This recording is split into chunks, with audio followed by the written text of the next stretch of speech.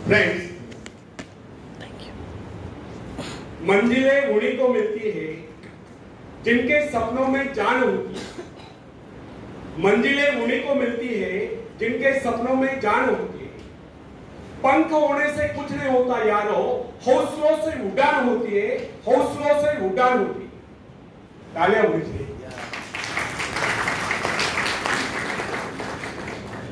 तो फ्रेंड्स, जिस समय जेन एडम्स ने कॉलेज छोड़ा था, उस समय उसके सम्मुख एक उद्देश्य था।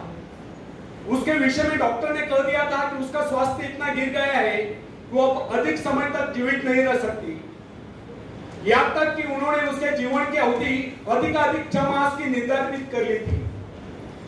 जैन ने कहा, ठीक है 6 मास है, इन 6 मास में कम से कम वो एक काम तो कर ही लूं जो मैं मानवता के लिए करना चाहती हूं। उसने आत्मविश्वास से कार्य किया।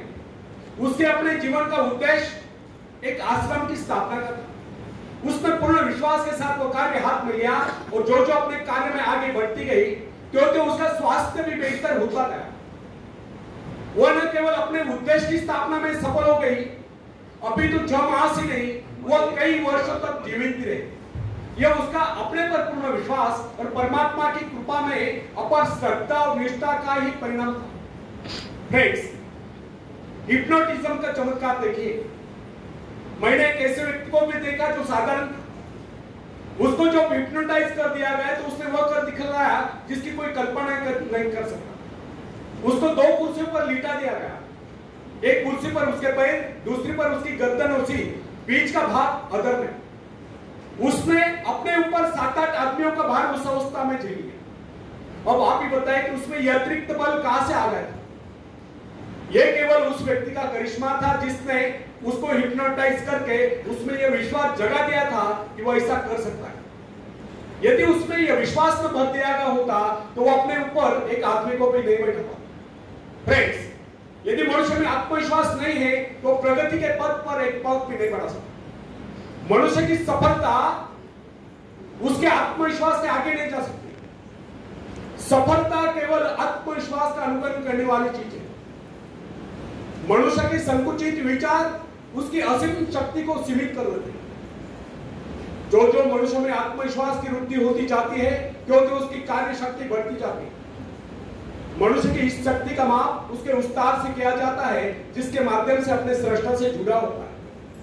यदि उसने अपने आत्मविश्वास का विस्तार छोटा कर लिया तो उसमें शक्ति भी थोड़े समय के लिए आएगी। फ्रेंड्स, अब्राहम लिंकन के विषय में कोई किसी प्रकार का अनुमान नहीं लगा सकता। वो दिखने में बहुत ही सामान्य सा व्यक्ति था, किंतु जो ही अमेरिका में पहले पर उत्तर दिशा से गृह युद्ध की सनसनाहट आरंभ हुई और राष्ट्रपति पद के निर्वाचन का समय निकट आता गया, अचानक लिंकन के मन में भाव उठा, क्यों न वह इस बार अपने सारे राष्ट्र का भार अपने कंधों पर ले। बस फिर क्या था, विचार आते उसने नीचे किया, उसका आत्मविश्वास जागा और वो राष्ट्रपति पद के निर्वाचन के लिए प्रत्याशी बन गया। उसने उन लोगों से कहा जो किसी उपयुक्त व्यक्ति की तलाश कर रहे थे, आप मेरे नाम का समर्थन क्यों नहीं करते?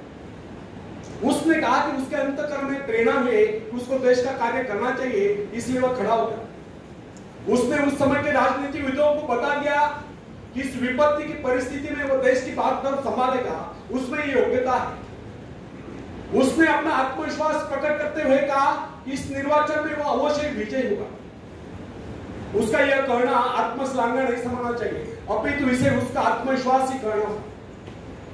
उसका यह आत्मविश्वास सत्य सिद्ध हुआ और लिंकन राष्ट्रपति पद के निर्वाचन में विजयी घोषित किए गए। और दुनिया जानती है लिंकन एक सफल राष्ट्रपति हुए। फ्रेंड्स, जो व्यक्ति अपने भाग्य का निर्माता है, जो आत्मविश्वासी होता है, उसके प्रति सभी श्रद्धा और सम्मान की भावना रखते हैं। इस प्रकार के व्यक्ति की सभी सहायता करता है, जिसके विषय में लोगों को यह विश्वास हो जाता है कि वह किसी विशेष कार्य के लिए नियुक्त है। ऐसा व्यक्ति जहां भी जाता है सम्मान पाता है, सब उसकी ओर हसरत भरी नजर से देखते हैं। ऐसे लोग जिस मार्ग पर भी चल पड़ते हैं उस पर उनका मार्ग स्वयं में बनता चला जाता है। फ्रेंड्स, जॉन ऑफ आर्क के भीतर से पुकार आई कि उसे अपने देश को शत्रु की दास्ता से मुक्त कराना है, शत्रु की गुलामी से मुक्त कराना है, और इस शक्ति के आधार पर उसने फ्रेंच सेना का नेतृत्व किया। यदि उसमें यह भावना न होती तो उसकी शक्ति मात्र एक सैनिक से अधिक न होती। यदि उसमें आत्मविश्वास और ईश्वर पर विश्वास न होता तो वह कभी भी फ्रेंच सेना का नेतृत्व नहीं कर सकती थी। अपने आत्मविश्वास के बल पर ही उस समय वो चार्ल्स को समझाने में सफल हुई कि इस परिस्थिति में केवल वही देश की सेना का नेतृत्व कर सकती है, इस प्रकार देश की रक्षा कर सकती है। जॉन के हृदय में जो प्रबल आत्मविश्वास और ईश्वर के प्रति दृढ़ आस्था थी, उसके बल पर उसने फ्रेंच सेना का सेनापतित्व संभाला। उसका आत्मविश्वास वरदान सिद्ध हुआ। यद्यपि उसको युद्ध कला का प्रारंभिक ज्ञान भी नहीं था। बाल्यकाल में जब अपने माता पिता के भेड़ों की रखवाली करती थी, उस समय ही उसको कुछ आभास हुआ था, किंतु उसका पिता उसकी खिल्ली उड़ाता था। इसके अतिरिक्त वो नारी थी। नारी को सैनिक रूप में देखना हर किसी के लिए शरीर होता, किंतु अर्थ का आत्मविश्वास उसको उसके पद से डिगा नहीं सका। उसको किसी की परवाह नहीं थी कि कोई उसको कोमलांगी कहकर उसकी खिल्ली उड़ाएगा, किंतु इतना साहस था किसमें जो उसकी खिल्ली उड़ाता। उसका आत्मविश्वास उस सब पर हावी हो गया, और उसी आत्मविश्वास के कारण एक नारी, एक साधारण सी नारी इतिहास के पृष्ठों पर सदा सदा के लिए अंकित हो गई। फ्रेंड्स, नॉर्थ पोल की खोज करने वाले पेरी के आत्मविश्वास के विषय में तनिक विचार कीजिए। उसने इसके लिए एक बार नहीं अनेक बार प्रयत्न किए, अनेक बार उसको अपने जान के लाले पड़े, किंतु क्या इससे वो निरुत्साहित हुआ? यहां तक कि उसका जलयान खंड खंड हो गया। अनेक बाधाएं सामने, उसके संगे साथी उसको बीच मझधार में छोड़कर चले गए, किंतु वो अपने आत्मविश्वास के आधार पर अपने उद्देश्य की सिद्धि के लिए आगे बढ़ता ही गया। उसके अपने जीवन का लक्ष्य उत्तरी ध्रुव को प्राप्त करना था, जो उसके मन से कभी नहीं था। फ्रेंड्स, संसार में ऐसे लोगों की कमी नहीं जो कि छोटे छोटे पदों पर कार्यरत होते हैं। क्या कारण है जो उन पर आज्ञा चलाते हैं, उनसे योग्यता में कम होने पर भी ऊंचे पदों पर पहुंच गए? इसका एकमात्र कारण उसका उन अधिकारियों में अन्य योग्यताओं के साथ साथ आत्मविश्वास भी था। और ये जो छोटे छोटे पदों पर कार्यरत है, वे उनसे योग्यता में और शिक्षा में कम होने पर भी वे उनसे योग्यता में और शिक्षा में अधिक होने पर भी इसलिए छोटे पदों पर चिपके हुए क्योंकि उनमें आत्मविश्वास की कमी थी। मेरा एक परिचित जो कि अन्य अधिकारियों की अपेक्षा कम उम्र का था, उसको एक जबकि वो अन्य अधिकारियों की अपेक्षा कम आयु का था, उसको अस्थायी रूप से एक उच्च पद प्राप्त हुआ जिसकी उसको अपेक्षा तक नहीं थी, किंतु यह उसका आत्मविश्वास ही था कि उसने उस पद की गरिमा को इस प्रकार दिखाया कि लोग आश्चर्यचकित रह गए।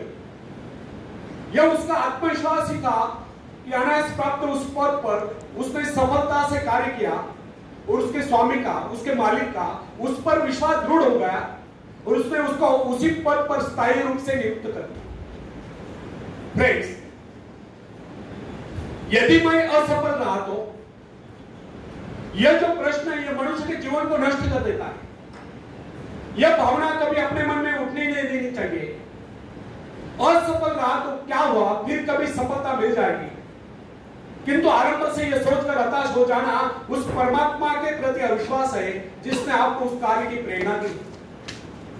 फ्रेंड्स, जब मनुष्य अपने आत्मविश्वास पर संदेह करने लगता है तो निश्चय जानिए यदि वह सफल भी होता हो तो भी सफल नहीं होता, और यदि उसमें आत्मविश्वास है तो फिर वह कभी असफल हो ही नहीं सकता।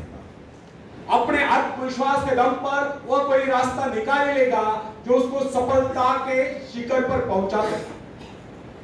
फ्रेंड्स, अपना मूल्यांकन आप करें।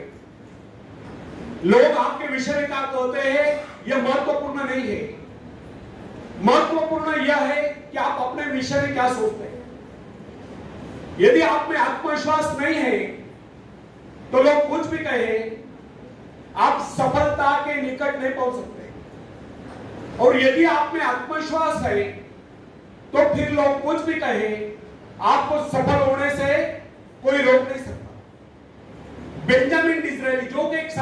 व्यक्ति था, इंग्लैंड का प्रधानमंत्री बनने में सफल हो गया। उसमें क्या विशेषता थी? यह था उसका आत्मविश्वास, उसके मन की दृढ़ता। यही कारण था कि महारानी विक्टोरिया भी उसे अपने व्यक्तिगत मित्र जैसा सम्मान देती थी। कर्नल रूजवेल्ट में क्या विशेषता थी? केवल यही कि उसको थियोडोर रूजवेल्ट पर अगाध विश्वास था, अर्थात उसमें आत्मविश्वास फुट पर बढ़ा हुआ। आखिरी 2 मिनट्स।